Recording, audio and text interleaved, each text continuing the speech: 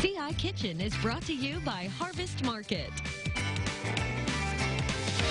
Well, with the temperatures starting to feel more like fall, you may be craving some more seasonal flavors. And here in the outdoor weather garden CI Kitchen is Dish Passionate Cuisine's Colleen Hatton. Okay, this is a fancy contraption. It is, but I love this contraption. So we're cooking with some butane, huh? Right, I love this. It's a little butane burner, great for camping or cooking in the CI living or in the The weather garden? The weather garden, the WCIA weather garden. Well, yes. Okay, so now that it's definitely feeling like fall, especially today, little cool I know, this is a great temperature, right? What are we making? So we're making literally one of my favorite recipes. I'm not gonna lie, this is not actually mine. This is the hack that I found. My mom used to save me Taste of Home recipe magazine. Oh, love that magazine. I know. So this was like from 1970 something. My mom saved them. She gave them to me. This is one of my favorite recipes, and it is. I make it all the time for family. Okay. And we actually make a much larger variation for events. Right. Now, it's called autumn chicken. So what classifies an autumn flavor? In this case, we've got some cinnamon, nutmeg, and allspice that are going to tie it in together with some golden raisins. So it's a little different. Are the raisins the kind of the secret ingredient? There's a little sweetness to go with the tomato, the tang in the tomato. Okay. So I'm not going to lie, this is a very different recipe, but it is delicious, I promise. Okay, and I'm not going to lie, tomatoes and raisins do not sound like they go together. I am telling you, but I promise. Okay, I trust you and your expertise, because you haven't made anything I haven't liked. So why start today? And I know it sounds a little crazy, but I promise this is going to be delicious. Okay, so we're starting with some chopped onion. So what I did was I've got my 5 chicken breasts over here that I seared a little bit. We're going to come back and fix that. Yes. In the CI living in the garden out here.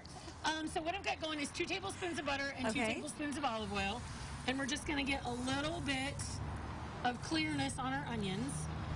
Would you say that's about 1 onion? This was a half of a large. Oh, a half, So a small or a large cut in half. See, I like onions, so you can't go wrong. See, I like onion too, but my family not so much. So when a recipe calls for 1 onion and I grab a large one, and then it's like a whole heck of a lot of onion, I was like...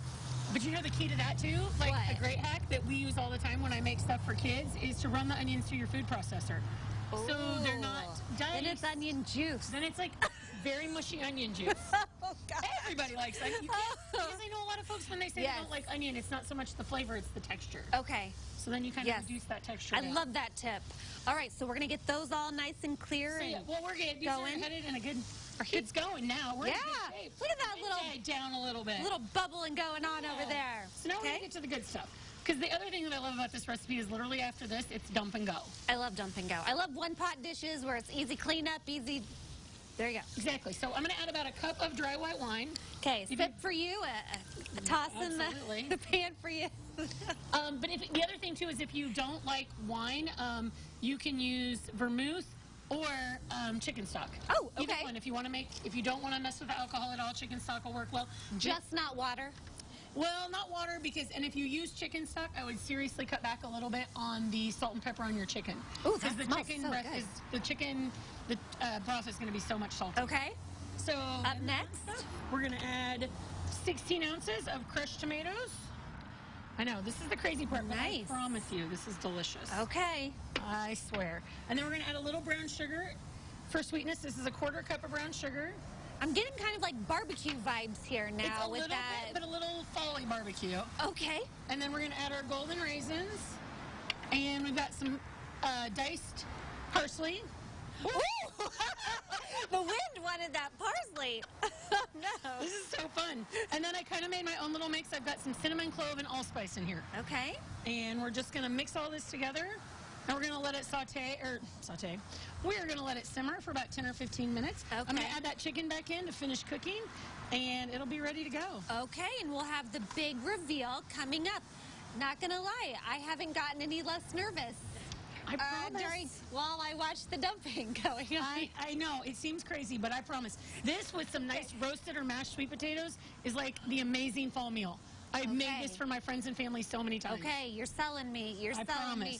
All right. Hey, if you want to get a copy of Colleen's recipe for her autumn chicken with these amazing fall flavors, it's going to be at CILiving.tv. I can't wait for the big reveal. Coming